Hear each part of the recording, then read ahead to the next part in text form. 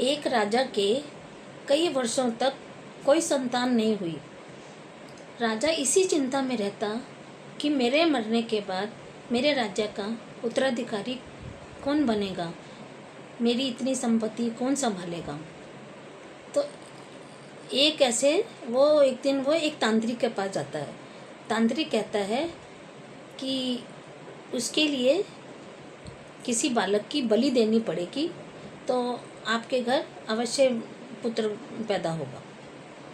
तो राजा अपने राज्य में ये घोषणा करवा देता है कि जो भी कोई अपना बालक मुझे देगा तो उसके बदले में उसे बहुत सारा धन दूंगा। तो इतना सुनते ही एक किसान परिवार रहता, उसके किसान के 4 बेटे होते हैं। जो बड़ा बेटा होता है वो तो कहीं अच्छा कमा रहा होता है, दूसरा भी अच्छा कमा रहा होता है, तीसरा वाला उसके साथ खेती में उसका हाथ बटाता है। जो चौथा पुत्र होता है वो कुछ नहीं करता, पूरा दिन बस मंदिर में भगवान के आगे बैठा रहता हाथ जोड़े।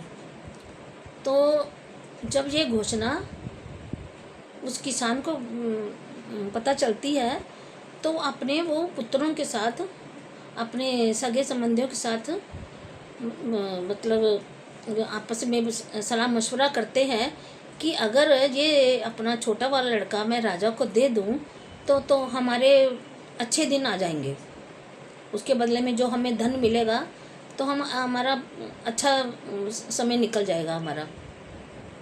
तो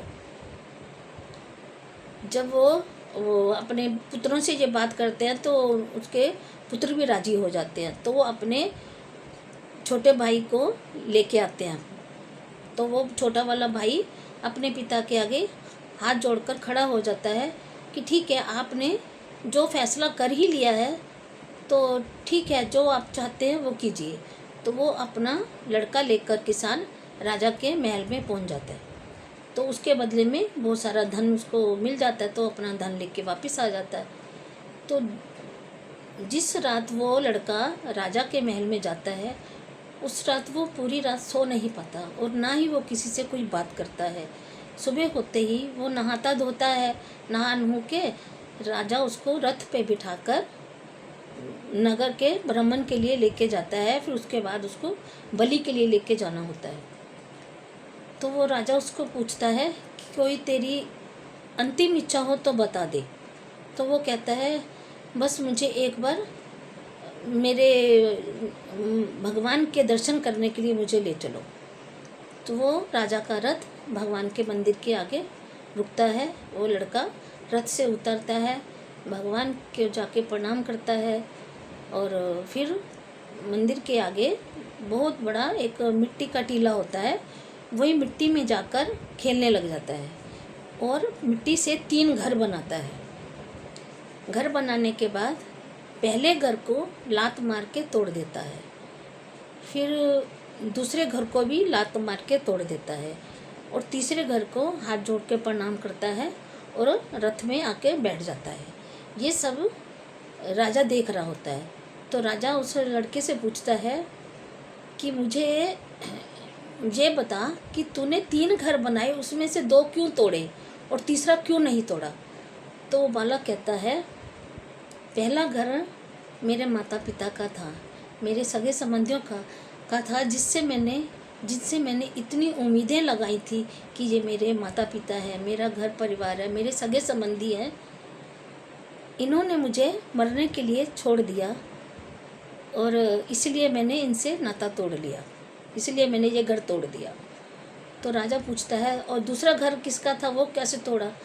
तो वो कहता है कि तीसरा घर राजा आपका था, कि आप तो राजा हैं, राजा तो प्रजा का पालक होता है, प्रजा की रक्षा करता है, और आप तो खुद ही मुझे मेरी बलि के लिए लेके जा रहे हैं, तो तीसरा घर मैंने इसलिए तोड़ दिया।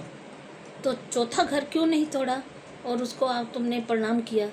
तो लड़का कहता कि ये तीसरा घर मेरे भगवान का था, भगवान का है, और मैंने भगवान से यही कहा कि भगवान मरने से पहले या मरने के बाद बस तुम मुझे संभाल लेना, बस मुझे आपसे ही आस है, जो आप करोगे मेरे मतलब मेरी भलाई के लिए होगा।